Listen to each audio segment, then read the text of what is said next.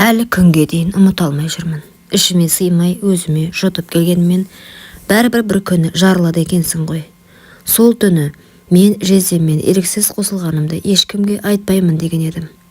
Бірақ жүрегім шыдамай барады. Осы парақша арқылы ішімдегіні сыртқа шығарып, ауыр құпиямен бөлісіп, жаным жеңілдеп қалғандай болдым.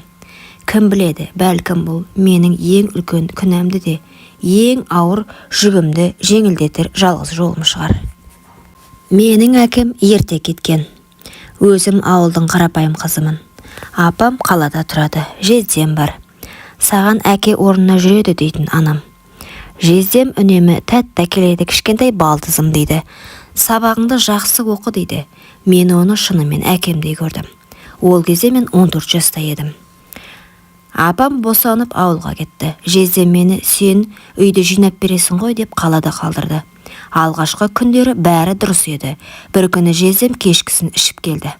Балдызым, бері келші деді. Неге дедім. Құшақтайыншы, сағындым деді. Әкемде адам ғой деп ойладым. Қасына бардым. Ол құшағына қысып алды. Бір түрлі ыңғайсыз болды. Сол түні мен өз бөлмеме кеттім. Ұйықтап жатқанда есік сықырлады. Жездем кіріп келді. Қорықпа, сені жақсы көремін деді. Мен шошып ояндым. Шықшы дедім. Ол жақындады да қолымнан ұстап көрпемді көтерді. Қыздың қолы қандай жұмсақ деді. Дірілдеп кеттім. Сол түні ештеңе болмады, бірақ менің ішімде қаш деген ой келді. Ертеңіне апама хабарластым. Қалайсың деді. Жақсы дедім. Айтайын дедім. Аузыма сөз түспеді. Жездем не деді десе не айтам? Өзіңнен көр десеше. Қорықтым. Тұтқаны қойып еңіредім. Әпкем мені құтқара алмайды деген ой мені тұншықтырды. Бір аптадан кейін жездем тағы да ішіп келді. Мен бөлмемді іштен іліп алдым. Есік қатты қағылды. Аш, әйтпесе әпкеңе өзіңді жаман қылып айтамын деді. Мен қорықтым. Аштым. Ол мені кереуетке итеріп жатқызды. Қарсы шықсаң жұрттың алдында шығарамын деді. Сөйтіп мен еріксіз көндім. Жылағаным өзіме ғана естілді. Бір рет болды, бәрі бітті дедім ішімнен. Жоқ екен. Жездем мені қайта-қайта қорқыта бастады. Сен мені өзің қалап қосылдың деді. Айтсақ ешкім сенбейді. Қыз өзінен көрінеді дейді. Мен үндемедім. Үндемеген сайын жүрегім өліп бардыр. Ақыры шыдамадым. Әпкем ауылдан келгенде бәрін айттым. Жездем, ол дедім жылап. Апамның көзі алайды. Әпкемнің көзі алайды. Ұят, сөйлеме деді. Шынымен, ол мені мәжбүрледі дедім. Тыныш бол, сен өзіңнен шығардың. Менің күйеуім ондай адам емес деді. Сол сөз мені екінші рет өлтірді. Одан кейін мен ауылға кетіп қалдым. Жездем үйге келгенде дірілдеймін. Ол телефон соғады. Қашан келесің дейді. Бармаймын дедім. Бармасаң бәріне сені жаман қылып айтамын дейді. Мен үндемеймін. Бірақ жүрегімде мен кінәлімін де деген сұрақ қоймайды.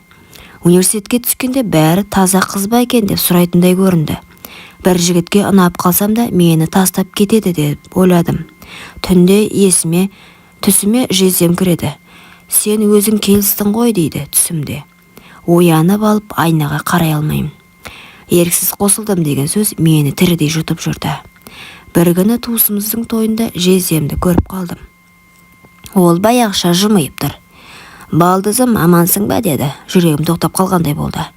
Мен оған тура қарай алмай тұрдым. Неге үндемедің деп өзімді ішінен 100 рет ұрдым. Ол кетіп қалды. Мен әлі де тұра бердім. Бір күні өзіме қол салғым келді. Бірақ қолыма суық қаруды алғанда інімнің даусын естідім. Сол күні психологқа жазылдым. Алғаш рет өзімді аштым. Мен кінәлімін бе дедім, еңіреп. Сен бала едің деді ол. Еріксіз қосылу жоқ деді. Сол сөз жүрегімде сәуле болып құйылды. Арада 3 жыл өтті. Әпкеммен қайта бетпе-бет отырдым. Неге сенбедің дедім жылап. Әпкем еңіреп тұрды. Сен айтқанда мен сене алмадым. Отбасымнан айырылып қалам деп қорықтым дейді. Мен де еңіредім. Сен мені қорғай алмадың, бірақ мен өзімді енді жек көрмеймін дедім. Бір күні жездеммен тағы да бетпе-бет келдім.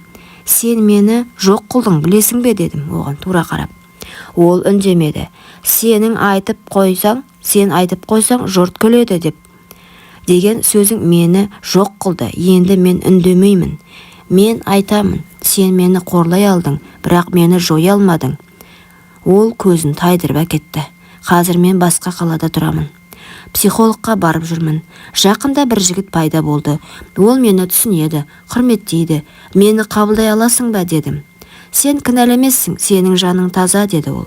Алғаш рет өзімді адамдай сезіндім. Еріксіз қосылдым деген болмайды. Қыз үндемесе ол келіскені емес, қорыққаны. Қызға сен бұл өмірден алынған ауыр оқиға. Жастарға сабақ болсын деген ниетпен жарыққа шығып отыр. Қыз баланы ғана кінәлаудан бұрын ер баланың тәрбиесіне назар аударуды ұмытпауымыз керек. Қазіргі қоғамда ұл тәрбиесі көбіне назардан тыс қалып жатады. Нәпсісіне ие бола алмаған жігіттің жазаға тартылмай, бәріне қызды кінәлі ету өкінішке орай әлі де бар. Құрметті оқырман, өмірден алынған шынайы оқиғаларым ұнап жатса, лайк, комментарий жазып қолдап кетіңіздер.